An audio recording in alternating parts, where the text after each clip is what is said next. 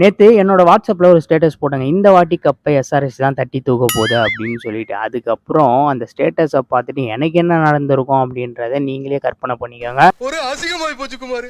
நேத்து எந்த ஒரு ஐபிஎல் ஃபைனல்லயும் நடக்காத ஒரு துயர சம்பவம் நடந்தது.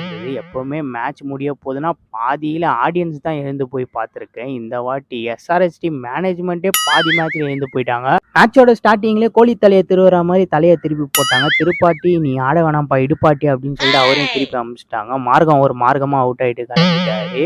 கிளாசன் அவரோட கிளாஸை காட்டாம போல்ட் ஆயிட்டு அவரும் கிளம்பிட்டாரு. இந்த மாதிரி ஏகப்பட்ட சொதப்புல இருந்து எஸ்ஆர்எச்சோட பேட்டிங் சைடில் வெறும் 113 ரன் அச்சு ஆல் அவுட் ஆகிற அளவுக்குலாம் ஒஸ்டான பிச்சு மாதிரி எனக்கு தெரியல. ஏன்னா வெங்கடேஷ் ஐயரே 50 அதிரடியாக அடிக்கிறாரு அப்படின்னா எஸ்ஆர்எச் பேட்ஸ்மேன்லாம் நல்லாவே ஆடி இருக்கலாம். எதுக்கு இந்த மாதிரி அவங்களுக்கு அவங்க சூனியம் வச்சுக்கினாங்க அப்படின்னு தெரியல.